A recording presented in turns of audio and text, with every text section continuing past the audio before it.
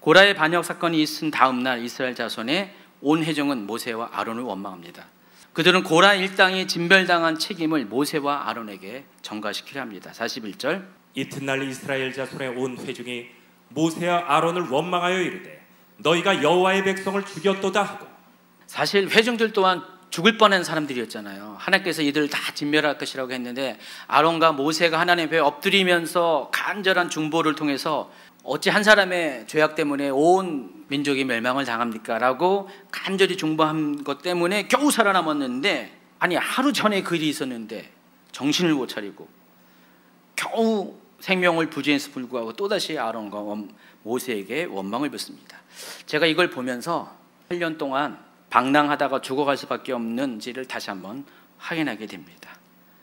그러니까 이들은 얼마 전에 있었던 일을 또 까먹고 가데스 바네아에 있었던 일을 까먹고 또 지금 고라 사건을 통해 있었던 일을 까먹고 하면서 계속해서 원망과 불평을 합니다.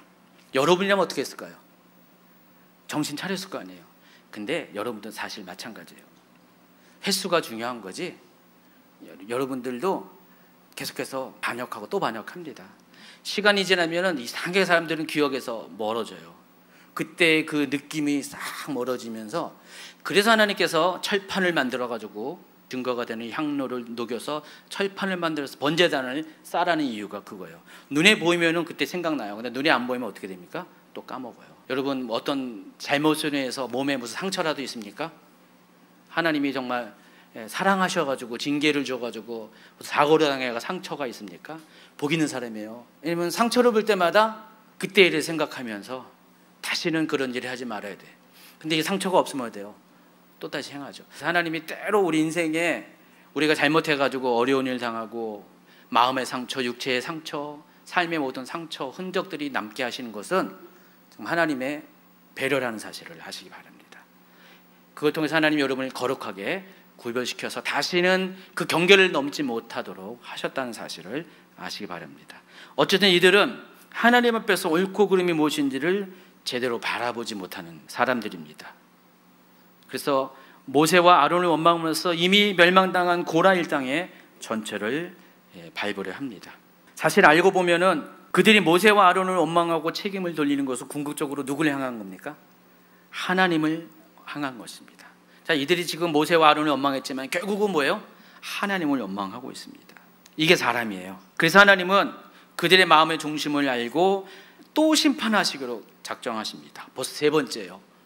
이 고라 사건을 통해서 하나님이 세 번이나 심판을 하시기로 했는데, 이때도 또 아론이 중보를 합니다. 모세와 아론이 중보해가지고요, 두 사람이 엎드려지니라. 민수기 16장 45절. 그리고 모세는 아론에게 명하여 향로를 가져다가, 이제는 제사장의 향로를 가져다가 제단에 불을 삶고 그 위에 향을 피워서 회중에게로 가라고 명령합니다. 그래서 이미 전염병으로 죽은 사람이 있고요, 이제 전염병에 걸려서 죽을 사람이 있어요. 그 사이에 향로를 가져가서 딱 쓰라는 겁니다. 산자와 죽은 자 사이에서. 그랬더니 어떻게 됐습니까? 하나님의 진노가 멈췄고 그리고 전염병이 그치게 되었습니다. 여러분, 우리말에 3, 4판인가요? 세 번까지는 봐주고 네 번까지는 안 봐준다는 건가요?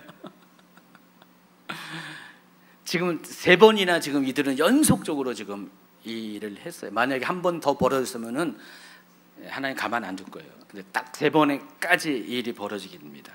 중요한 것은 이 일에 역시 중보가 있었고요. 지금 계속 모세와 아론의 중보가 계속해서 연속적으로 있습니다.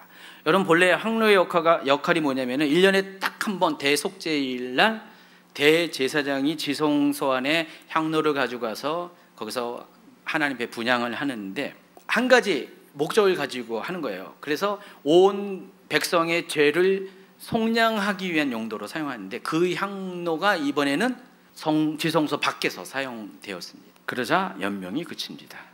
이때 연병으로 죽은 자가 14,700명이라고 했습니다. 연병이 그치자 아론은 회막 문 앞에 있는 다시 모세에게로 다시 돌아옵니다. 그래서 지금 이제 우리가 그림으로 나오지 않지만은 아마 아론은요, 모세의 명령에 의해서 향로에다가 하늘의 불을 담은 다음에 향을 피운 다음에 계속해서 진영마다 계속 돌아다녔을 거예요. 12개 지파의 진영마다 다니면서 이미 죽어나가는 사람들이 있고 살아있는 사람들 사이에서 그 향을 피우고 하나님한테 그 냄새를 올리고 계속해서 돌아다니면서 그 모든 지파 진영들을 다 다닌 다음에 다시 회막문 앞에 딱 도달했을 것입니다. 그리고 그러면서 그 향로로 인해서 이제 하나님의 진노가 완전히 멈추고 이제 고라의 반역 사건이 종결을 맞이하게 됩니다. 자, 오늘 여기까지 하는데, 여러분 이 고라는 어찌 보면은 내 안에 있는 나도 모세와 아론처럼, 특히 고라의 경우는 아론처럼 높아지고자 하는 내 안에 있는 분수를 넘는 욕심을 의미합니다. 그리고 고라의 마음은 어디서부터 왔어요?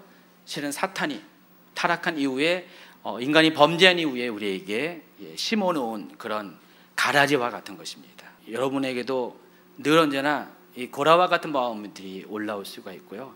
또 그 정도는 아니더라도요, 250명의 지휘관과 같이 그와 같은 반역에 동조하고자 하는, 협력하고자 하는 그런 분별하지 못하는 마음들이 올라올 수가 있습니다. 여러분 그것들이 발화되면 안 됩니다. 발화되면 어떻게 돼요? 사건으로 드러나게 되면, 입으로 나오게 되면 어떻게 해요? 심판을 당하서 멸망을 당할 수밖에 없습니다. 여러분 교회는 거룩한 공동체입니다.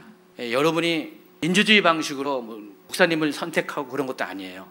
어떤 교회들은 목사님들 초빙할 때 선거를 하기도 합니다. 또 리더들을 택할 때 막 선거하기도 합니다.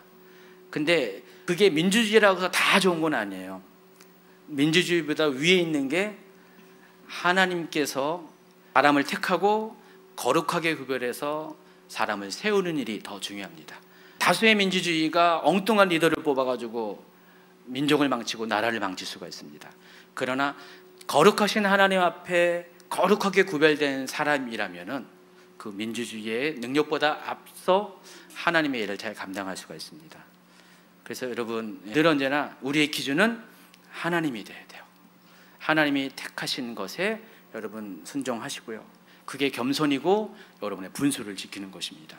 분수를 넘어서면은, 가분수가 되면은 기우뚱 넘어집니다.